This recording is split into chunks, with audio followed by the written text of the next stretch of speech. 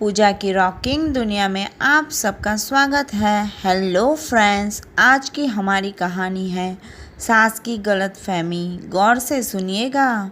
निकिता बेहद सुंदर लड़की थी। उसकी नई नई शादी हुई थी। निकिता बहुत अच्छे स्वभाव की थी। वो अपने ससुराल में बहुत अच्छे से रहती थी, सबका खूब ख्याल रखती थी। उसकी शादीशुदा ज़िंदगी भी बहुत अच्छे से जा रही थी। निकिता पूरे पूरे दिन बहुत काम किया करती थी और सबका ख्याल रखती थी। उसकी अपने ससुराल में सबसे बहुत अच्छे से बनती थी, क्योंकि निकिता का स्वभाव बहुत ही अच्छा था। निकिता का पति पूरे दिन अपने काम में बिज़ी होता था, फिर भी निकिता कभी भी उसके पति से कोई शिकायत नहीं करती थी। और ऐसे निकिता के अच्छे स्वभाव की वजह से उसकी शादीशुदा ज़िंदगी बहुत ही अच्छे से जा रही थी।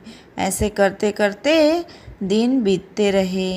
एक दिन निकिता की सास अपने किसी दूर के रिश्तेदार के वहाँ शादी में गई थी। तब निकिता घर में अकेली थी। निकिता घर का काम कर रही थी।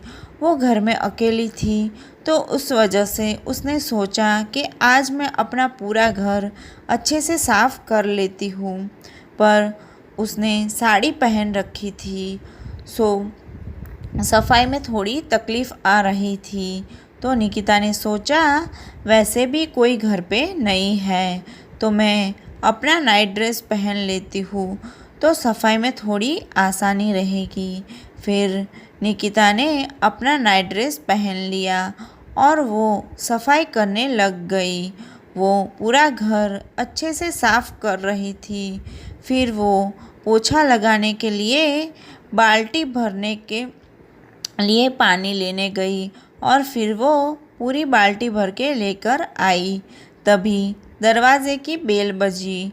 कोई लड़का कुरियर लेके आया था, तो निकिता उसके पास कुरियर लेने जा रही थी कि तभी उसका पैर फिसल गया, क्योंकि बाल्टी पूरी पानी से भरी हुई थी, तो नीचे थोड़ा पानी गिर गया था और इस वजह से निकिता का पैर फिसल गया और निकिता कुरियर वाले पे जाके गिरी। और तभी अचानक से वहाँ निकिता की सास घर पर वापस आ गई और उसकी सास ने ये देखा कि निकिता कुरियर वाले पे गिरी हुई है।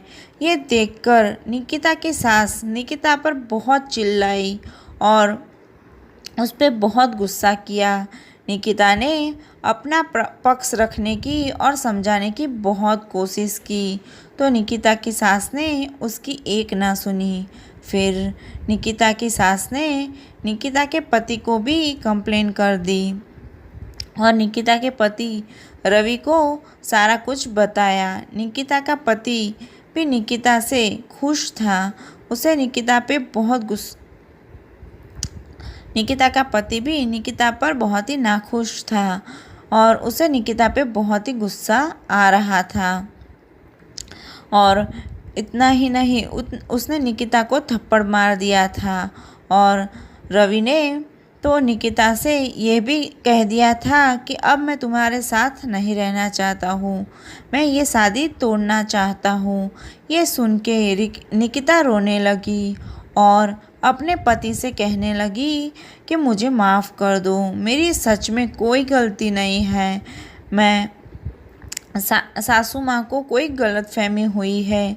ये सुनकर रवि ज़्यादा गुस्सा हो गया और निकिता को बोलने लगा, अब तो मैं तुम्हें तलाक दूंगा ही, अब मैं तुम्हें तलाक देकर ही रहूँगा।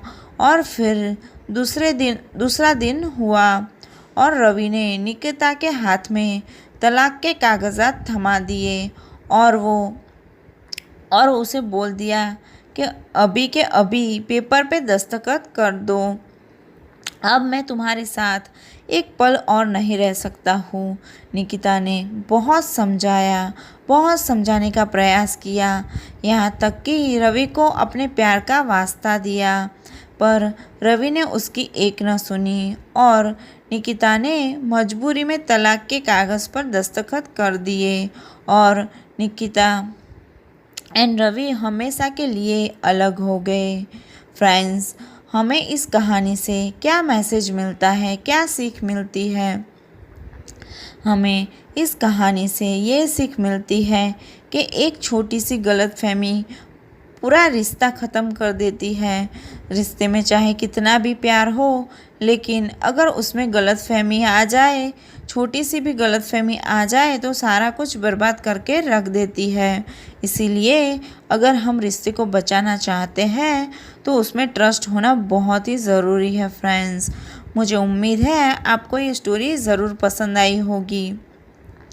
मुझे कमेंट करके ज़रूर बताइए फ्रेंड्स, और आपने अभी तक चैनल को सब्सक्राइब नहीं किया है तो सब्सक्राइब कर देना।